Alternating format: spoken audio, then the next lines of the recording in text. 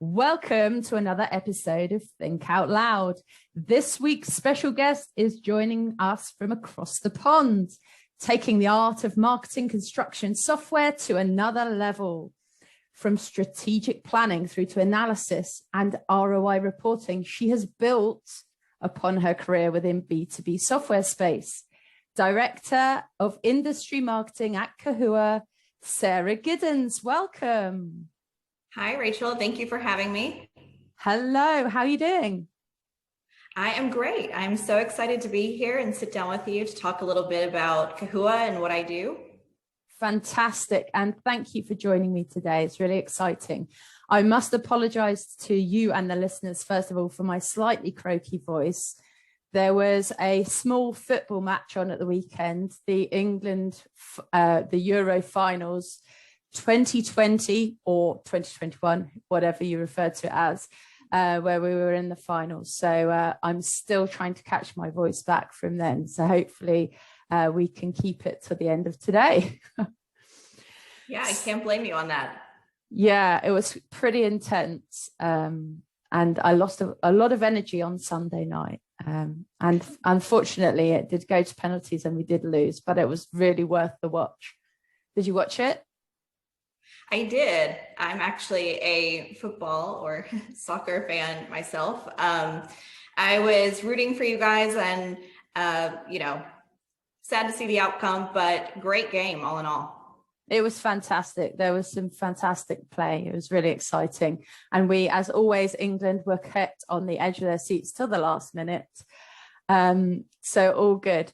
Now, we've worked together for quite a few years now, and you've been in different roles. So we know each other fairly well. However, it'll be really good to explore the true Sara a little bit more and give the listeners an idea of who you are on a personal level. So are you up for a quick fire round? Oh, the infamous fire rounds. Yes, I think I am ready. So you must be familiar with these, having listened to a few podcasts before. Yeah, I've seen one or two. They seem terrifying. Well, I'm sure you'll be fine. They're not meant to be terrifying, just a bit of fun. So let's see how it goes. So the first question is a fairly straightforward one. If you had a superpower, what would it be? What would you choose that to be? I think it would be reading people's minds. I feel like that would come in very handy throughout work and in my personal life. And I just always like to know what's going on. So that would be my superpower. I love it. So what am I thinking right now? You are thinking that this is a great podcast episode. It's amazing. I love it already. Yeah. But I totally agree with you. I think being able to read someone's mind could be amazing, especially when dealing with clients or agencies, whatever. It probably would cut out a lot of stress and get to the point. So that's a great one. So now I understand you and I are both cat parents. Yes, we are.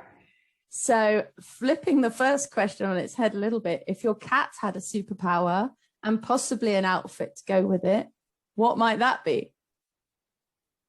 I think that she would be invisible. And so she would have an invisibility cloak. She likes to scurry off in corners and hide, and she doesn't really like to be bothered. So I think it would just make sense that she preferred to be invisible in general. I love it. My cat, on the other hand, is quite the opposite. He would probably want to have some kind of cape going on and to be getting everyone's attention. That's the kind of cat that he is. So cats are strange things, aren't they? Because they have such different personalities. That is very true. So, but you're a super cat lover like I am. I know sometimes they tend to interrupt some meetings, which is completely unprofessional, but what can you do? What can you do? Okay, so final question. You're doing really well so far. Is what would your favorite scene or phrase be from a film or a TV show that really inspires you? Oh, goodness. I guess one of my favorite movies overall is The Holiday, actually, where they switch from the US to the UK. They switch lives and have their Christmas break in each other's homes. Um, and I think that movie is just so cute in general. And I love all the actresses and actors in it. But in that movie, they talk about a meet cute. So whenever, the couples get together, they run into each other in the supermarket and then they fall in love. They call it a meet cute. And I just think that that is the cutest little thing. And I use that all the time. I love that film as well. And in fact, that some of those scenes, of the snowy scenes when they're in the English cottage, that was filmed down the road from our head office in a place called Godalming. Wow. Amazing. I'm coming for a visit. Great answer. Great answer. Okay, so let's get down to some business now. All right. So you work for a company called Kahua at the moment. Can you tell us a little bit more about Kahua and about your role within the company? Sure. So Kahua is a construction software company. We are a platform as a service. So essentially, if you are familiar with the Salesforce business model of being a platform, you can kind of make Salesforce do whatever you need it to do, fit your business ways and look at reports that you want to look at. Kahua is just that for construction. So you can customize all your workflows, your reports, interactions with owners or project managers or vendors. It's a very robust tool, and I have been with Kahua for about 6-7 months now. I am responsible for leading the industry strategy for government and commercial. So I get to know our customers really well, kind of the market needs in that space, and work with companies like yours to improve our digital marketing. Fantastic. So you've not been in the role for a huge amount of time. So it must have been quite a learning curve for you, although you've come from previous similar software within the construction space, which I think is quite an interesting space. People don't necessarily know a huge amount about it. People understand project management platforms within the industries that they work within. But construction is quite a complex beast, right? So how do they differ? What are the differences between software within construction versus kind of project management and programs management in other industries? Mm-hmm. Yeah, I've been in and around construction technology for just over 10 years now. And so I've seen a lot of different things. And I think that's given me a really good perspective to help understand, why having a tool specifically made for construction project management is the best way a end user could go. Or, when you're dealing with those projects, there are so many little nuances that are specific to construction and reporting, and even the local regulations and things like that you may have to deal with, that if you worked in a different industry, you may not have that, or they may be different. So really having something that is, made for construction by construction professionals too, I think makes a huge difference in how the tools perform and then how your business performs, because they work for you. Yeah, absolutely. And I think you touched on a really good point there, which is, even just taking one industry such as government, which I know that Kahua is fairly strong with, the layers of complexity within government and the security that's required is vast. So there's absolutely a need for these types of platforms when you're embarking on that kind of construction, which is really interesting. And I think as an agency working with you guys, it's, there's a massive learning curve for us, trying to understand all the technicalities and all the differences, not only just within the construction industry, but also the differences in different markets. So the US and the UK being quite different, education being one of those, and healthcare. There's different nuances in different markets. And I think that that's where the specific software has to really match the needs of the end user, doesn't it? Yeah, definitely. You're exactly right about that. Okay, fantastic. One of the other things I was thinking was how I've read a number of articles and I've seen some of the LinkedIn activity that you've posted around women within the construction industry. How do you think that that's evolved over the years, and where do you think that you see that going in the future?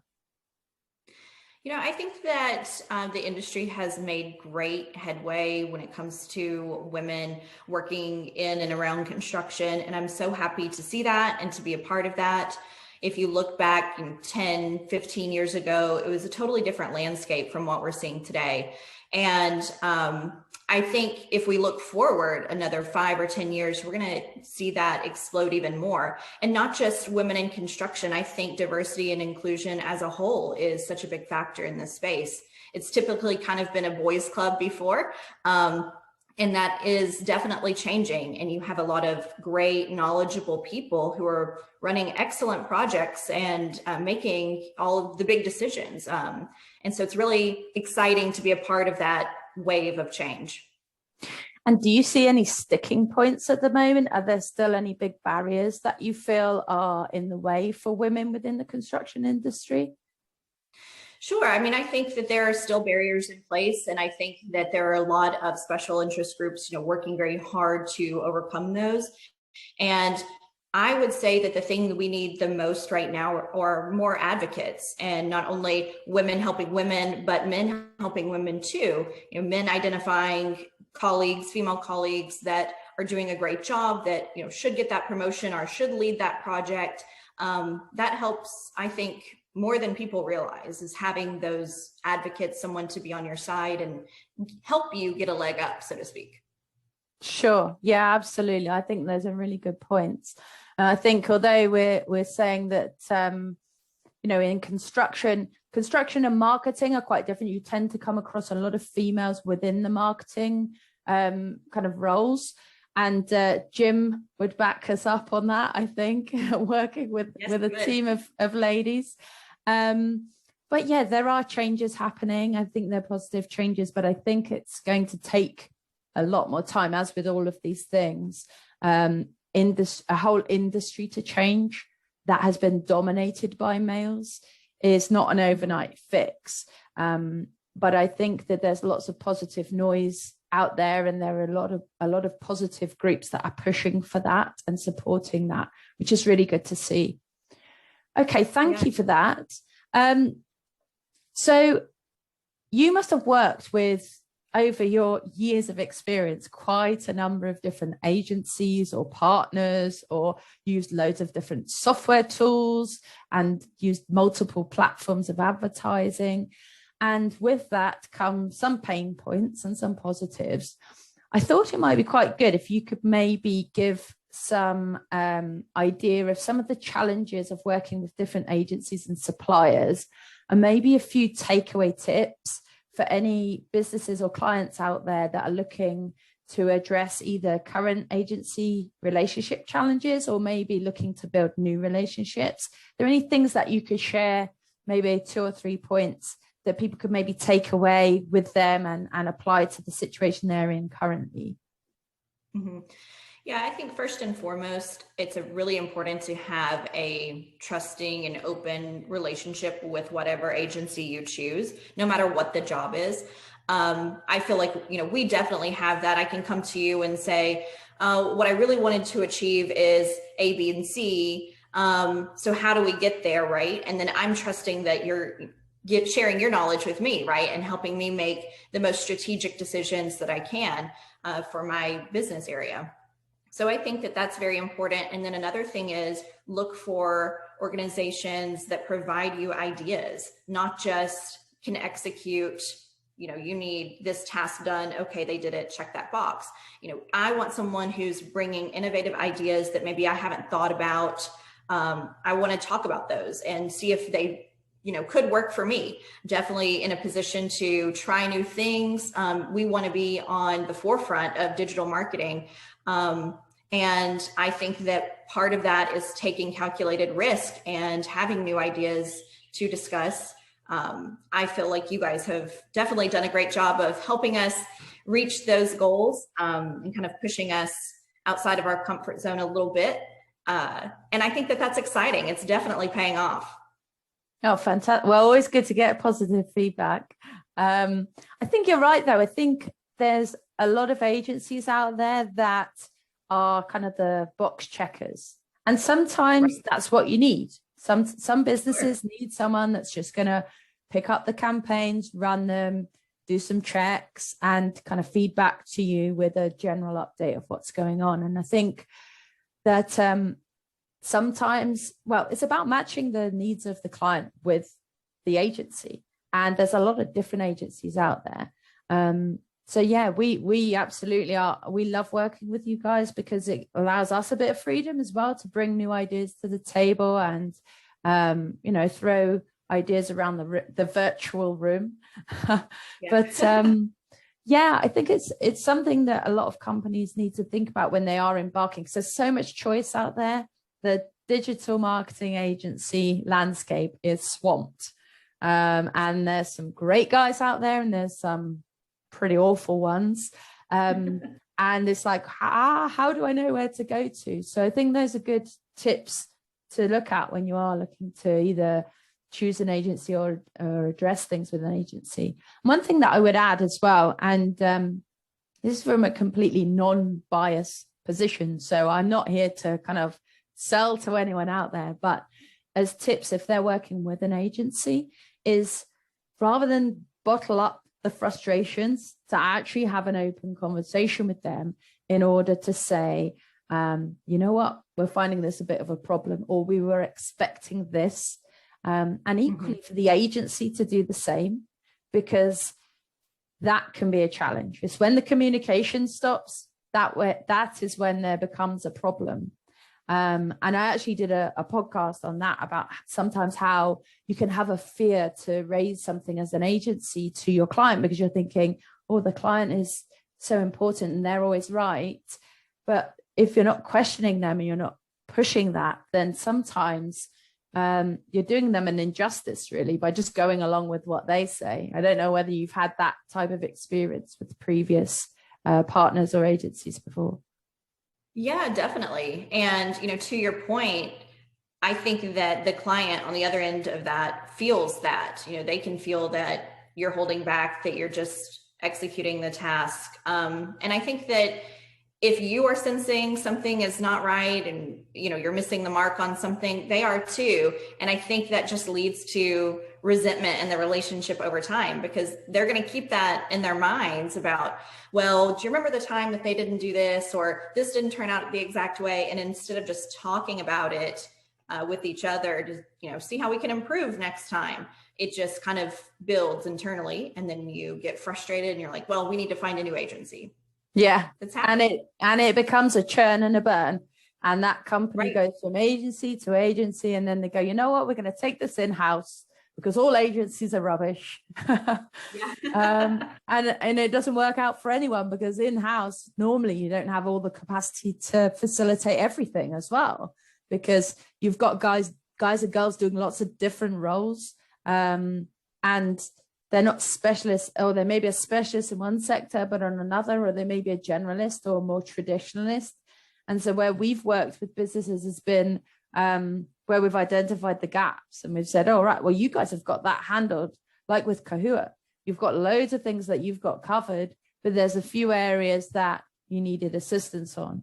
And we're there to plug that. We're not there to charge you for things that you're already doing.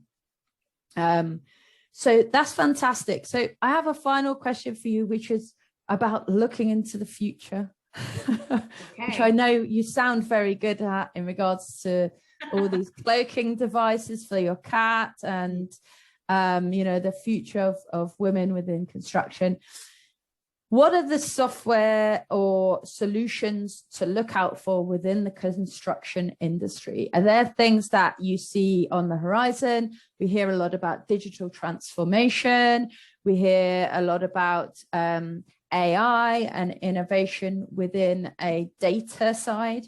What would you say the future up and coming software solutions are? That is a loaded question for sure. So I will break it down as best I can. If I could predict the future, I might be in a different business. I don't know. But to start, I think, where the future of construction technology is going, honestly, I think it is around technology such as a platform as a service. It's not the standard out of the box solution that, comes with typical software companies.